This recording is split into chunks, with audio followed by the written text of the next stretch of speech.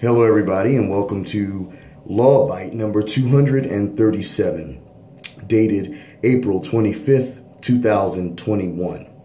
I'm Walter, your mobile historian and blue-collar scholar. This Law Bite is entitled, Capital Punishment Per Se is Not Unconstitutional.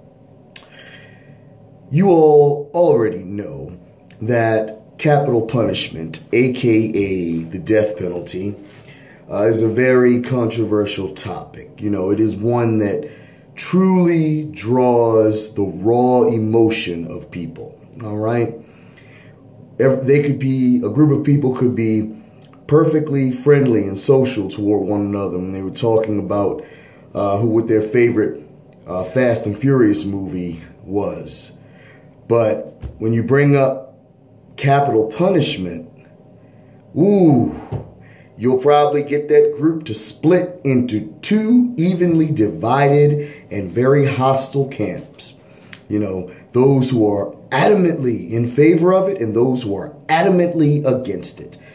Just like the subject of gun control. You know, these are topics that really bring out the raw feelings in people. All right? And, you know, this video is not designed to debate the merits or lack thereof of capital punishment. This video is designed to simply explain why the practice per se, or of and in itself, is not in violation of the U.S. Constitution. Before I get into that, though, I would just like to state for the record that I myself am opposed to capital punishment, okay? I oppose it on moral grounds. I don't support retributionary killing. I only support killing as a means of self-defense. State-sponsored killing, okay, to me, achieves nothing, or it does not bring back to life the individual who was killed at the hands of another, okay? And with all due respect, if I were a murderer and I was facing the prospect of life imprisonment versus capital punishment, I myself would personally gladly take execution over the prospect of spending the rest of my days in a penitentiary. Who in their right mind would rather spend the next 60 years of their life, I'm just saying that as an example, if you were a young killer perhaps, 60 or more years, if you make it that long, in a penitentiary? Think about it. Who would want that? Death to me, okay, quite simply, would be a much easier way out, okay? And all in all, in my opinion as well, it solves nothing. Like I said, you know, it does not serve as the deterrent that its proponents think that it does. If it did, then, ladies and gentlemen, we would have a murder-free world, don't you think? I mean, let's just be honest, all right? But again, the purpose of this video is not to debate the merits of capital punishment. I just wanted to express my opinion on it. But in spite of my opposition to capital punishment, it is not unconstitutional. It does not in any way, shape, or form of and in itself violate the U.S. Constitution. All right? The Constitution of the United States, via Amendments 5 and 14, the 5th being applicable to the federal government, and the 14th being applicable to the state governments, explicitly permit the use of capital punishment as long as due process of law is afforded. I'll read them to you. The Fifth Amendment to the Constitution reads as follows: no person shall be held to answer for a capital or otherwise infamous crime unless on a presentment or indictment of a grand jury, except in cases arising in the land or naval forces or in the militia, when in actual service in time of war or public danger, Nor shall any person be subject to the same offense to be twice put in jeopardy of life or limb, nor shall be compelled in any criminal case to be a witness against himself, nor be deprived of life, liberty, or property without due process of law, nor shall private property be taken for public use without just compensation. So that's the Fifth Amendment to the U.S. Constitution, and it's a pretty full plate of food right there, okay? But focusing on what we're talking about, the Due Process Clause, nor be deprived of life. What does it mean to be deprived of life? Duh, executed. Nor be deprived of life, liberty, or property without due process of law.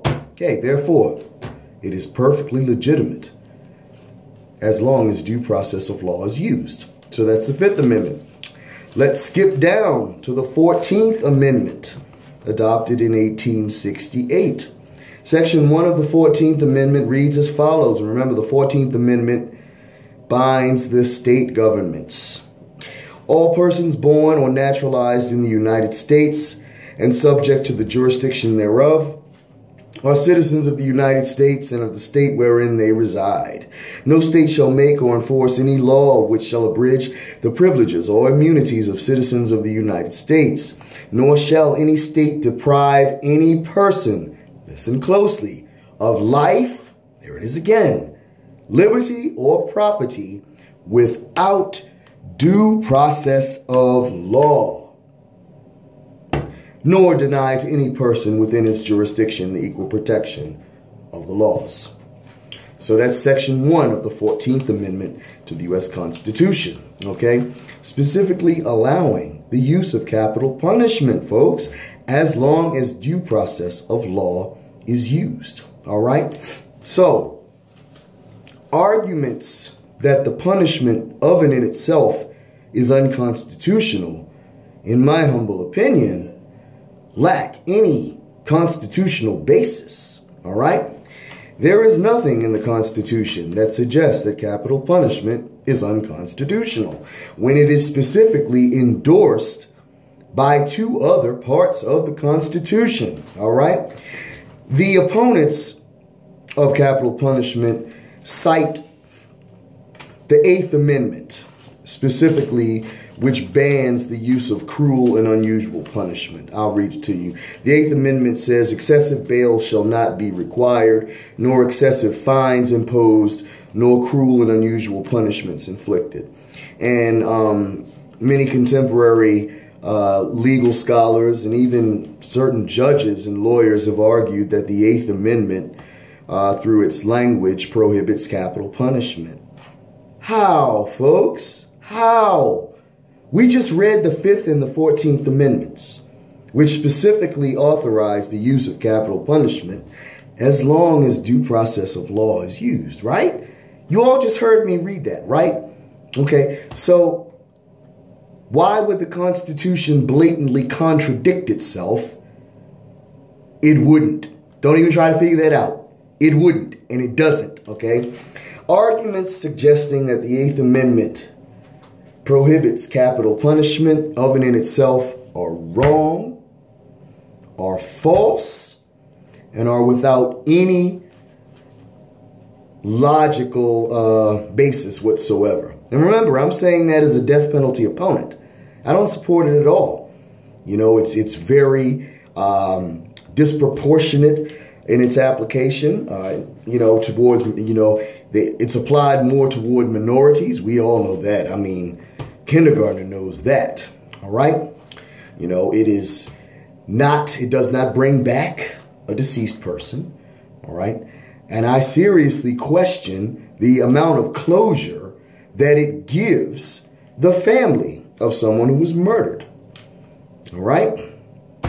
But whatever, in any case, the 5th and the 14th Amendments to the Constitution specifically authorize the use of capital punishment as long as due process of law is used when it is administered, all right?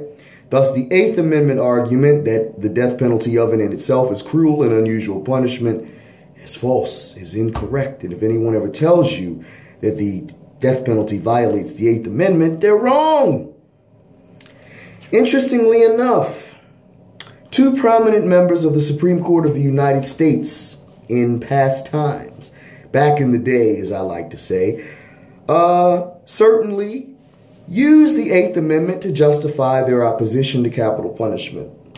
Justices William J. Brennan Jr. and Thurgood Marshall, 2 legends in their own time for those in the legal world. Indeed, Justices Brennan and Marshall were arguably the court's most adamant opponents of capital punishment in history. And in each and every case from 1972, until both of them retired from the Supreme Court in the early 1990s, in each and every capital case that came to the court, they voted to reverse the imposition of said punishment, contending that it was unconstitutional and it violated the 8th Amendment. Though I agree with Justices Brennan and Marshall 100% that the death penalty is a disgusting thing, I cannot agree with their legal argument that it is unconstitutional, because it wasn't. All right? Now, my concession here: the execution of certain individuals, indeed, could possibly be viewed as cruel and unusual, as well as the application of the death penalty for certain crimes could be viewed as cruel and unusual, and it has been ruled as such. Indeed, the Supreme Court has ruled many times that certain individuals cannot be executed. For example, in 2002, the court ruled that persons whose mental state is not at a certain level, in other words, those mentally handicapped individuals could not be executed. Atkins versus Virginia, 2002. Then 2005, the court ruled in Roper versus Simmons that individuals who committed their capital crimes under the age of 18 could not be executed. All right. In 2008, slightly different subject area, but the court ruled those convicted of child rape could no longer face capital punishment. That ruling, the case was Duncan versus Louisiana, if I didn't mention it, 2008. Very controversial decision that both presidential candidates, Barack Obama and John McCain, spoke out against, for the record, if you didn't know that. But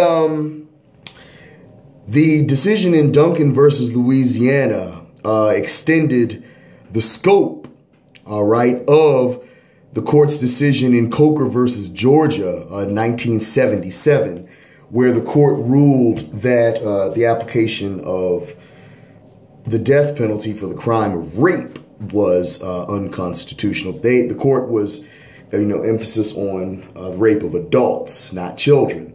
And for the remaining 30 years after that decision, the crime of child rape, individuals could still be executed for that until the case in Duncan versus Louisiana. It was a very controversial decision.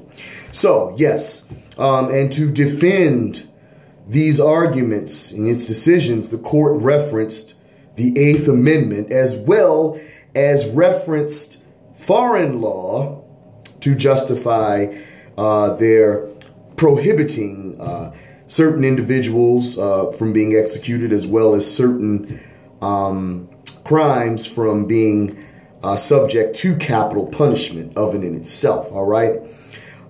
I have no opposition to that, because when one takes the living constitution approach to constitutional interpretation, that's covered in another video. Check out my video on methods of constitutional interpretation if you don't know what living construction is.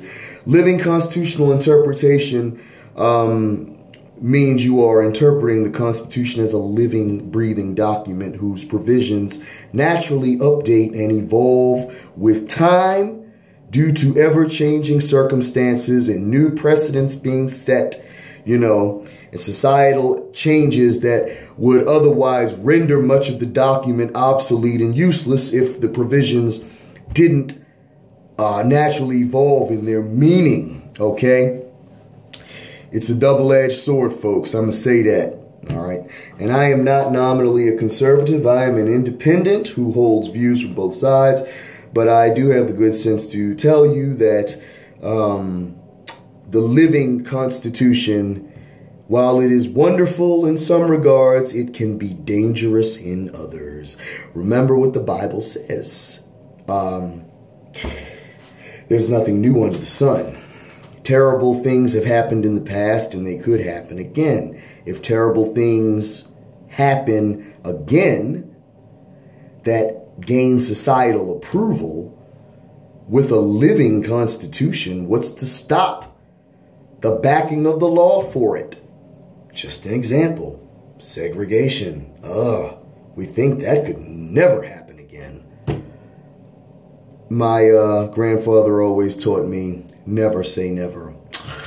But anyway, so the Eighth Amendment, yes, logically could be used to, with the living Constitution approach to interpretation, be used to limit applicability of capital punishment to certain crimes and to certain classes of individuals. But it could not be used to outlaw. Before I go to that, how can it be used to outlaw the use of capital punishment towards certain crimes and certain individuals? Easily, because the Constitution doesn't speak on those things one way or another. So the court typically has more latitude to do that without it undermining its legitimacy or other existing language.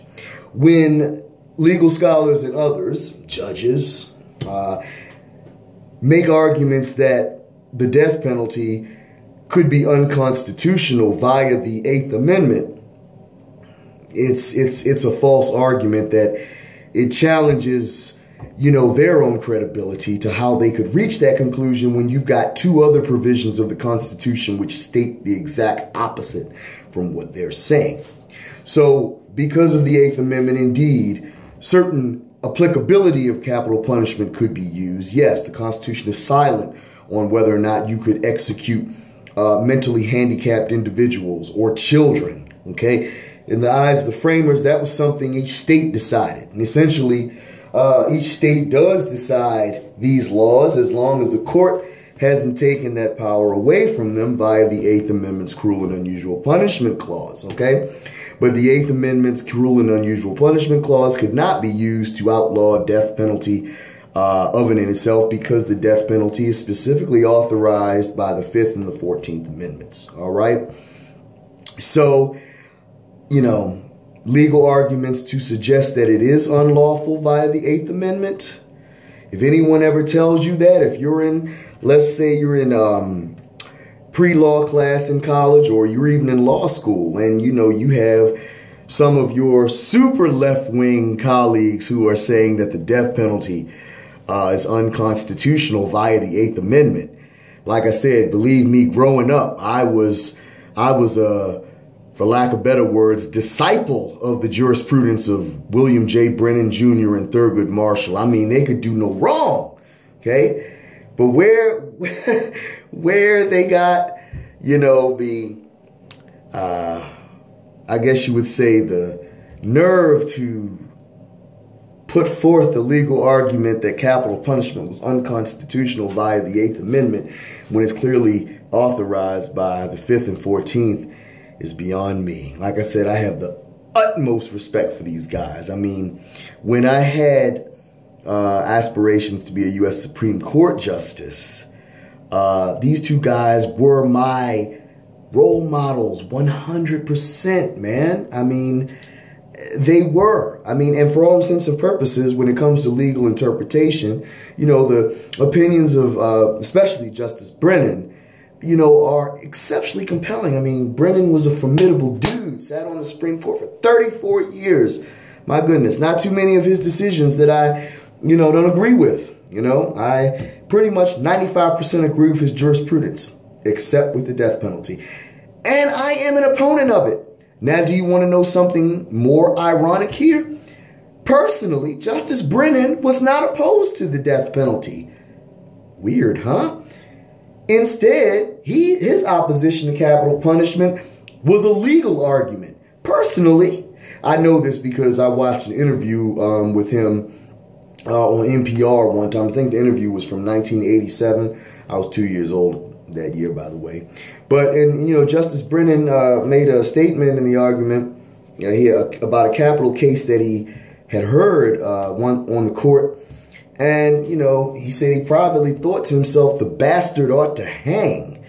Now, that's quite clear. He supports capital punishment. I don't know what the race of the defendant was, nor does it really matter to me, because death penalty is clearly applied more against minorities, like I said. But death is death. And like I said, state-sponsored killing, a no-no in my opinion. But if he felt like, the bastard ought to be executed, then clearly he supports it.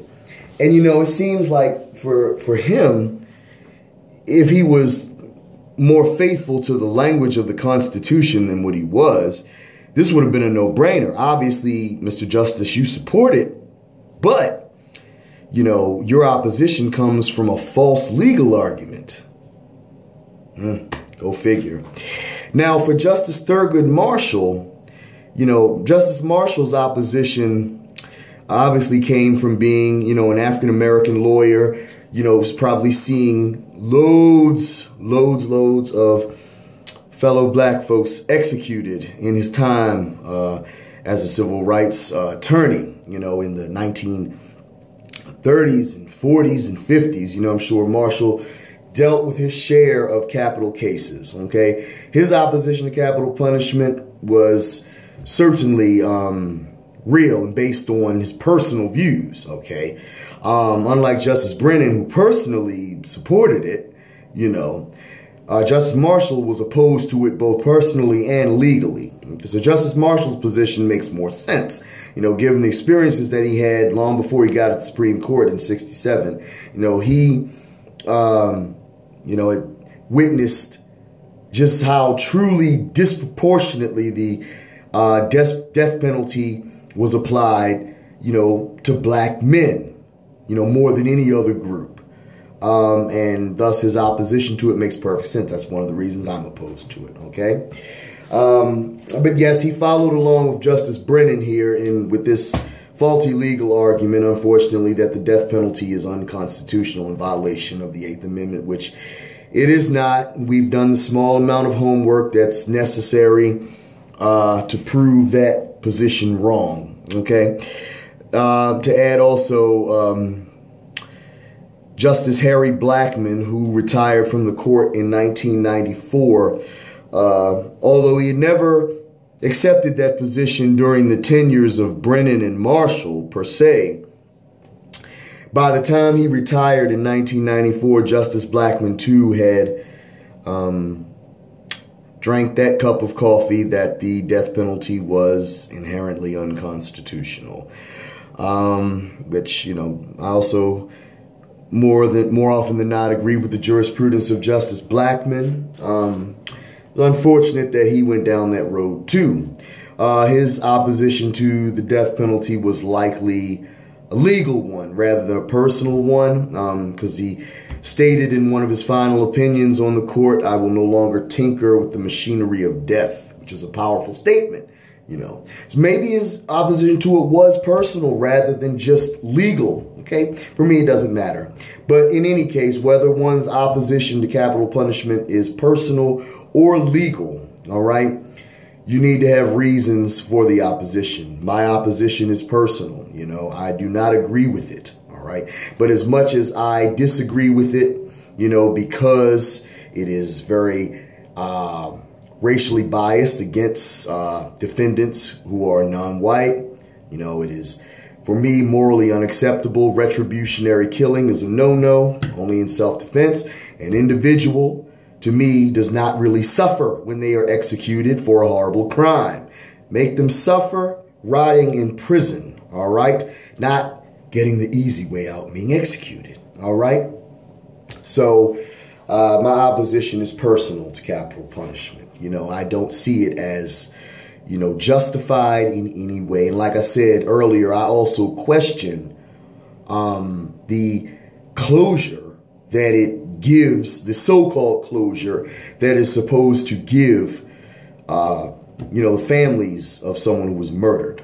All right. Again, it doesn't bring the relative back. So though you might have a taste for the blood of the person who killed your relative, it doesn't bring the person back, and I'm not going to sit here on a pedestal or podium and say that I can relate to someone who has had a loved one murdered. And I'm not going to say at all how anyone who has should feel.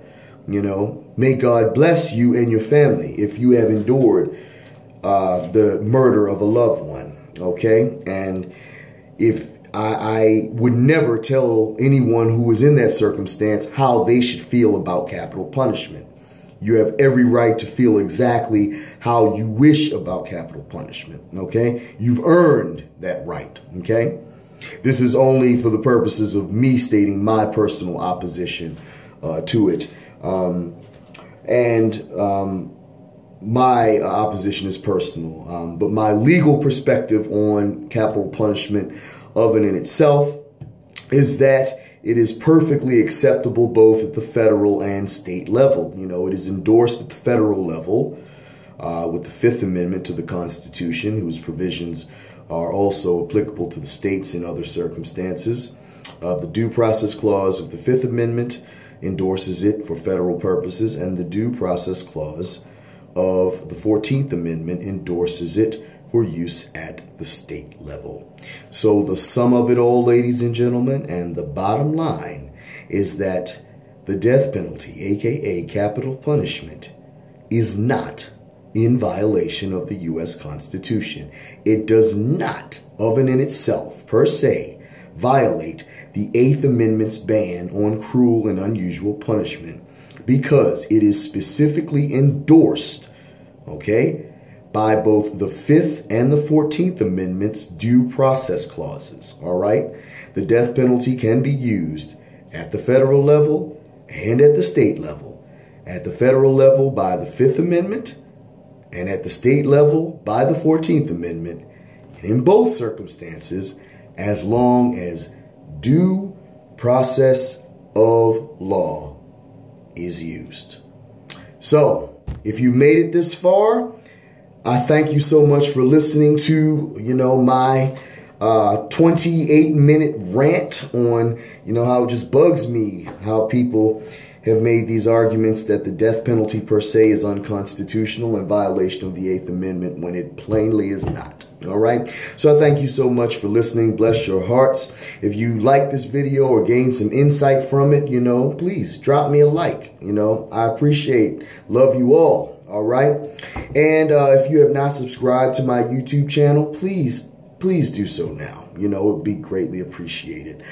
Just hit that little red subscribe button right there, and it's free, doesn't cost you a thing, and you just get updates when I post new videos. All right. And you get added to my ever-developing follower base. So that would be appreciated. Thanks again so much.